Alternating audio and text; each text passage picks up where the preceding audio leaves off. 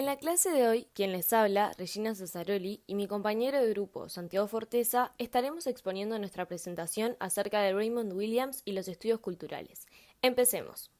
Partiremos de la siguiente pregunta. ¿Qué entendemos por cultura y cuál es su vinculación con el campo comunicacional? En primer lugar, es esencial entender el contexto histórico. Una de las preocupaciones de muchos pensadores progresistas europeos hacia los años 30 era buscar matices que explicaran por qué, si estaban dadas las condiciones para que se produjeran importantes transformaciones sociales, en realidad se habían desarrollado movimientos fascistas. Entonces, era necesario reconsiderar que se ocultaba en las prácticas culturales, especialmente de aquellos sectores que habían sido señalados como los que históricamente iban a protagonizar cambios y como estimular modos de trabajo para las transformaciones sociales. Como recordarán, la clase pasada se trabajó sobre Antonio Gramsci, figura pionera de este contexto. Como sabemos, escribió mientras estaba preso una serie de reflexiones en 33 cuadernos escolares que se denominaron cuadernos de la cárcel. De todos modos, no entraremos en este tema. Para consultarlo, pueden ir al link de aquí.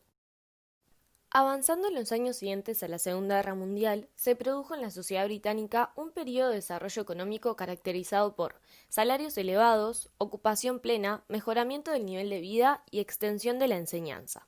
Consecutivamente, comenzaron a formarse intelectuales surgidos de las clases trabajadoras gracias a que tenían acceso a la universidad. Bien, pero ¿qué son los estudios culturales? Los estudios culturales se caracterizan por dos factores. En primer lugar, la presencia de opciones diversas entre sí, que privilegian la investigación sobre el texto y la investigación sobre el contexto del consumo. Y en segundo lugar, presentan un debate sobre los modelos comunicativos que se sitúan en el paso del modelo semiótico informacional al modelo semiótico textual.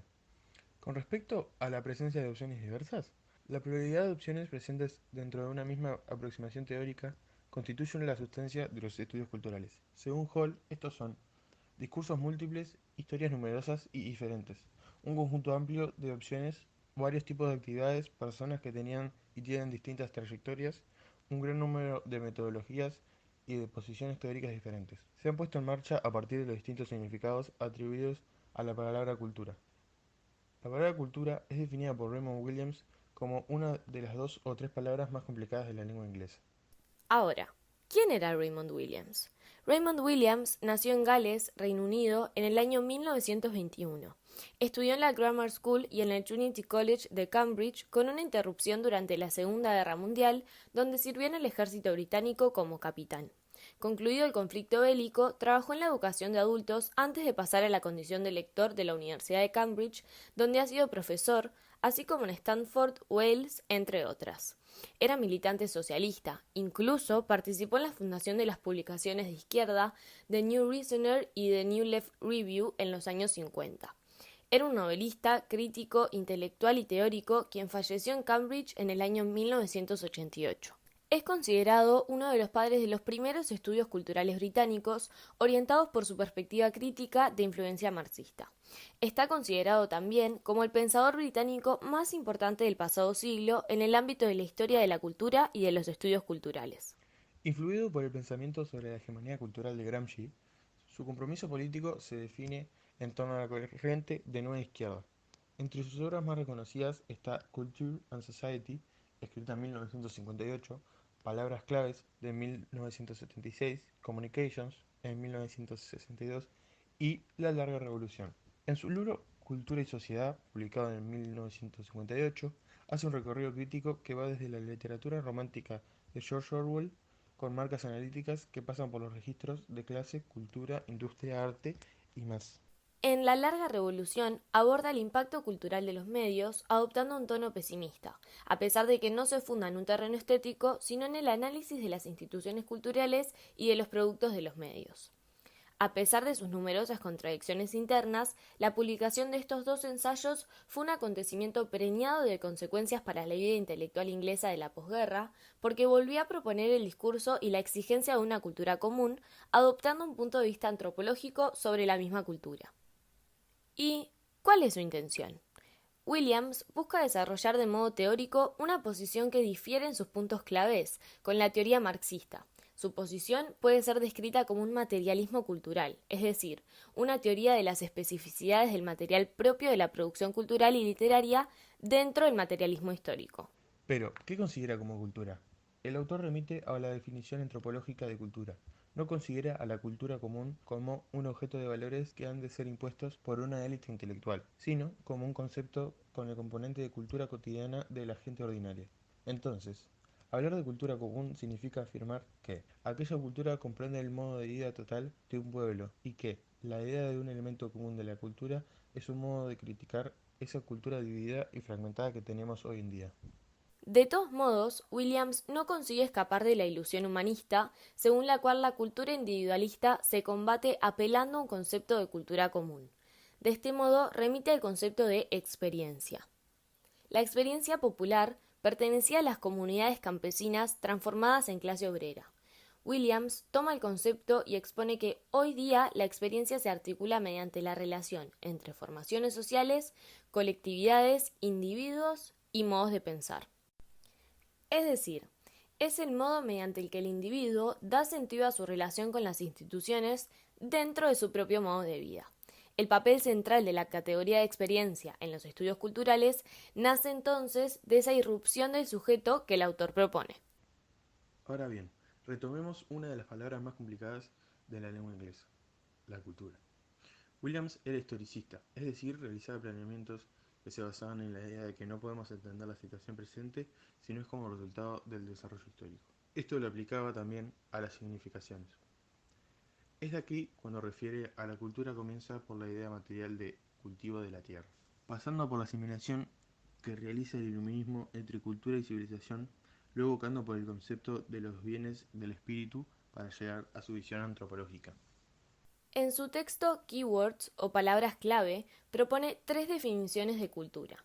En primer lugar, la plantea como un proceso general de desarrollo intelectual, espiritual y estético. En segundo lugar, la presenta como un modo de vida particular referido a un pueblo, un período o un grupo. Finalmente, remite a la idea de cultura como los trabajos y las actividades intelectuales y artísticas. En la segunda definición dada, la presente en la pantalla ahora mismo, el concepto de cultura se ve influenciado por las teorías antropológicas y por las investigaciones etnográficas e incluye en su seno actividades sociales que coinciden con muchas de las actividades de nuestra propia vida cotidiana, con modos de vida bien definidos. Los grupos subculturales son un claro ejemplo de esto. En esta definición se hablará de culturas vivas o actividades culturales. Por otra parte, en la tercera y última definición de cultura expuesta por Williams, que se encuentra presente en la pantalla, se hace referencia a las actividades y a los textos cuya principal función es construir significados. Esta definición ha sufrido un proceso de democratización, por así decirlo, dentro de los estudios culturales que ha llevado a incluir junto a los textos de la cultura alta también a los que se denominan de cultura baja. En consecuencia de esto, se le otorgó pleno derecho a, por ejemplo, los cómics, las películas de serie B, la música pop y los videos musicales como textos culturales que participan en la construcción de significados compartidos por una cultura. Aquí posicionados se hablará en términos de actividades significantes que, en última instancia, se definen como actividades de interpretación. Pues entonces, la cultura, que para los estudios culturales hace referencia a las últimas dos definiciones expuestas anteriormente, se considera como el conjunto de las formas de la actividad humana que se manifiestan en el interior de todas las actividades sociales y en sus recíprocas relaciones.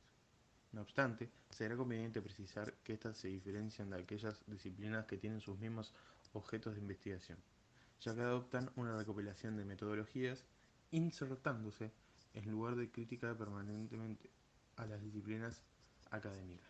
Se las va a diferenciar desde dos lugares, su metodología y su estatuto disciplinar.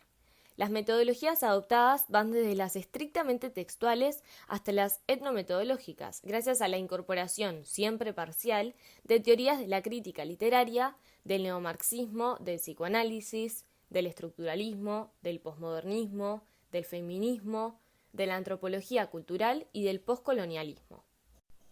Ahora bien, así como la conceptualización de cultura es un factor esencial en el desarrollo teórico de este autor, también lo son las ideas de lo hegemónico, lo emergente, lo dominante y lo residual. La idea de hegemonía es de inspiración gramsciana. Como hemos visto en clases anteriores, Gramsci realizó una distinción entre dominio y hegemonía. El dominio se expresa en formas políticas y en tiempos de crisis, por medio de una coerción directa y efectiva. La hegemonía, en cambio, trata de las fuerzas activas sociales y culturales, que constituyen todo un cuerpo de prácticas y expectativas en relación con la totalidad de la vida, nuestros sentidos y dosis de energía, así como las percepciones que tenemos de nosotros mismos y el mundo. Aquí se da un entrelazamiento de fuerzas sociales, culturales y políticas, siendo la hegemonía entonces la situación más habitual, siendo un vívido sistema de significados y valores. Cabe aclarar que la hegemonía no se da de modo pasivo como una forma de dominación. Esta debe ser continuamente renovada, definida y modificada, así también como es continuamente resistida, limitada y desafiada por presiones ajenas. Por esto, Williams añade los conceptos de contrahegemonía y hegemonía alternativa, siendo estos los elementos reales en la práctica. Acompañado de esto, el autor pone en crisis las concepciones que ven a la dominación en términos absolutos, también en el orden de los productos culturales que no comprenden la resistencia y los procesos de construcción de lo hegemónico alternativo. Así también resulta interesante ver el modo en que se abordan los siguientes conceptos: lo emergente, lo dominante, lo residual y lo arcaico. El concepto de arcaico refiere a la producción cultural del pasado ya no vigente. Por otra parte, lo residual se relaciona a aquello que es del pasado, pero que continúa hallándose en la actividad dentro del proceso cultural actual. Un ejemplo residual es la religión, planteándose la expresión: la religión organizada es predominantemente residual. Por emergentes, Williams entiende a los nuevos significados y valores, es decir, a las nuevas prácticas culturales. No obstante, reconoce que es muy difícil distinguir entre prácticas emergentes y nuevas fases de la cultura dominante. Por último, otro concepto que el autor busca refundar es el concepto de tradición, el cual desde el punto de vista marxista tiene una connotación negativa. En cuanto a esto, Williams señala que debemos comprender lo que denominará tradición selectiva, es decir, se trata de una versión intencionalmente selectiva de un pasado configurativo y de un presente preconfigurado. Pues bien, sumado a planteos de otros autores claves como lo fueron Thomson, Hall y Hogarth, en 1964 se formó el Instituto de Investigación y de Posgrado de la Universidad de Birmingham, bajo la dirección de Richard Hogarth. Uno de los objetivos centrales era estudiar aquellos temas y perspectivas que la cultura oficial rechazaba. En la década del 50, la sociología británica compartía los modelos y teorías de la sociología norteamericana. En el marco del funcionalismo y la metodología cuantitativa, la sociología no podía dar cuenta de preocupaciones totalizadoras. Fue entonces que otras disciplinas comenzaron a hacerse cargo, como la antropología. Hall afirmaba que los estudios culturales pueden ser pensados como el espacio intelectual donde se unen en forma convergente estas tradiciones desplazadas. Los sociólogos conservadores británicos consideraban que la cultura y democracia eran opuestos. La denominada cultura fundamental quedaba en el pasado y todo lo demás era cultura de masas. En consecuencia, los estudios culturales eran considerados acientíficos o el producto de una tradición de intelectuales. Esto motivó trabajos sobre las culturas vivientes, como las juveniles, las subculturas, las instituciones sociales y las relaciones en lugares de trabajo. De todos modos, los estudios culturales ingleses tuvieron una fuente alternativa dentro del marxismo recién en el trabajo de George Lukács, de Walter Benjamin y la Escuela de Frankfurt. De todos modos, como mencionamos, hoy nos enfocamos en el concepto de cultura y los desarrollos de Raymond Williams, por lo que no avanzaremos en mayor profundidad sobre los otros temas presentados. Y con esto concluimos nuestra presentación. Gracias por escucharnos. Esperamos hayan entendido y asimilado los conceptos.